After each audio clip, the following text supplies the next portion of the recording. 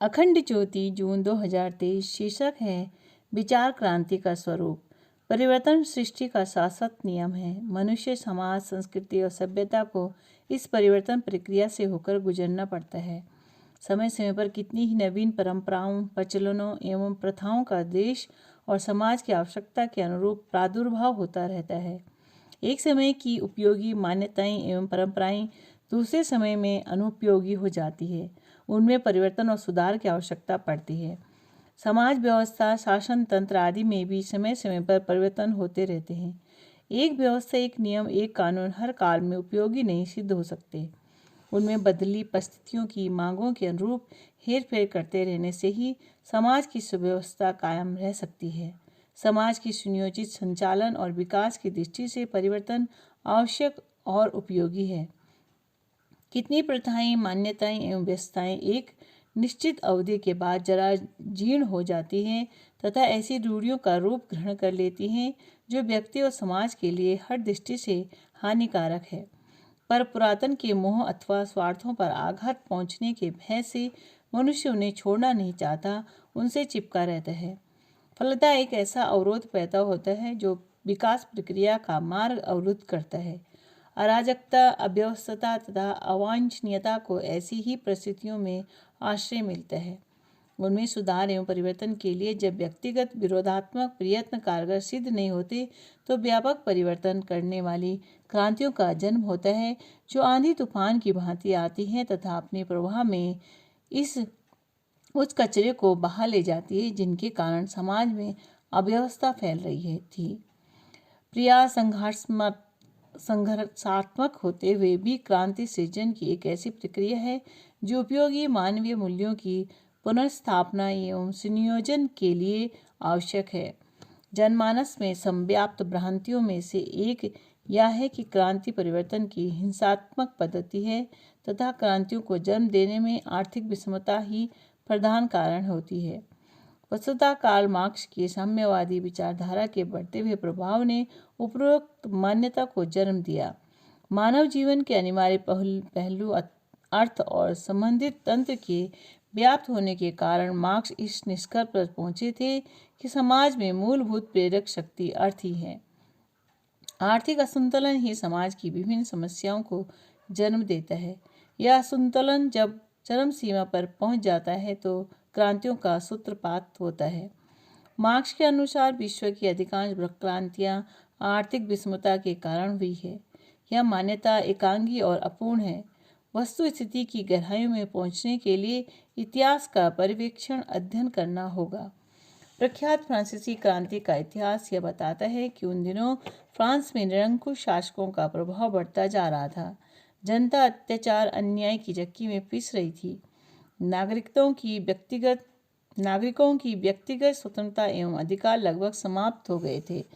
फ्रांसीसी क्रांति में समानता का विचार अर्थ के आधार पर नहीं, बुद्धि के आधार पर मानवतावादी सिद्धांतों के परिप्रेक्ष्य में किया गया।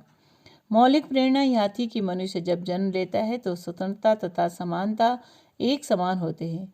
इस स्वतंत्रता तथा प्राकृतिक समानता को जबरन प्रतिबंधित नहीं किया जाना चाहिए। इस विचारणा ने फ्रांस की क्रांति का सूत्रपात किया, जिसके सूत्रधार बने वॉल्टेयर और रूसो। इंग्लैंड की प्यूरिटन क्रांति पर प्रभाव बाइबिल में प्रतिपादित समानता के विचारों का था, जिसे राजनीतिक समर्थन भी मिल गया। उन दिनों ब्रिटिश पार्लियामेंट लोकतांत्रिक नहीं थी, अधिकार भी सीमित थे। साम्राज्यवादी शासन का देश पर प्रभुत्व था। ऐसे में समानता की खाई पाटने की तीव्र आवाज उठी। धार्मिक एवं राजनीतिक दोनों ही मंचों से एक साथ साम्राज्यवाद के विरोध में वैचारिक वातावरण तैयार हुआ, जिसने क्रांति का सूत्रपात किया। दास प्रथा के विरुद्ध अमेरिका में जिस क्रांति का जन्म हुआ वह मानवीय मूल्यों की पुनर्स्थापना के लिए थे।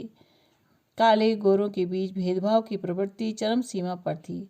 वर्णभेद के पनपते विश्व वृक्ष ने समाज की उन जड़ों को खोखला बनाना आरंभ कर दिया था जिन पर मनुष्यता अवलंबित है।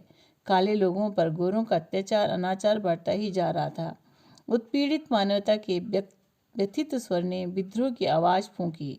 फलस्वरूप सर्वत्र अमानवीय दास प्रथा के विरुद्ध आवाज़ उठी, जो क्रमशः तीव्र होती गई तथा और दास प्रथा का अंत हुआ। इतिहास की एक महत्वपूर्ण क्रांतियाँ अर्थ से अभिप्रेरित नहीं थी। इनका लक्ष्य था व्यक्तिगत स्वतंत्रता, राजनीतिक लोकतंत्र तथा मानवीय मूल्यों की पुनर्स्थापना। रूस की आधुनिक क्रांति को मार्क्स के वर्ग युद्ध के दर्शनशास्त्र का आदर्श स्वरूप माना जाता है, जबकि सत्य दूसरा ही है। रूसी क्रांति का जन्म जार के अत्याचारी भ्रष्ट शासन के विरोध में हुआ था, न कि वह वर्ग संघर्ष अथवा आर्थिक असमानता का प्रतिफल था।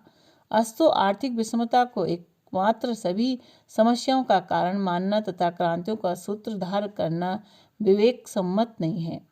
क्रांति का स्वरूप हिंसात्मक भी नहीं है, जैसी कि मान्यता अधिकांश व्यक्तियों के मन में बनी हुई है। क्रांति का अर्थ वैचारिक परिवर्तन की एक ऐसी प्रक्रिया है जिसमें जन चेतना अनौचित्य का विरोध करने, छोड़ने तथा औचित्य को अपनाने के लिए विवश हो जाए। जिन क्रांतियों का आरंभ अहिंसात्मक तरीके से हुआ, पर आगे चलकर वे हिंसात्मक रूप में बदल गई, वे समाज में विशेष परिवर्तन कर सकने में समर्थ न हो सकी। प्रमाण सामने। विश्व की भौतिक एवं सामाजिक क्रांतियों का इतिहास।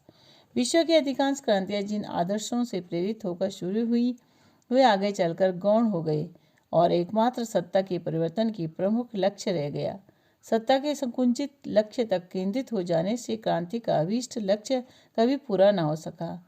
निरंकुशता व शाही शासन को तात्कालिक राहत भले ही मिल गई हो, पर क्रांति का समग्र उद्देश्य अपूर्ण ही बना रहा। क्रांति का अर्थ है व्यक्ति के अंतरंग और बहिरंग का आमूलचूल परिवर्तन।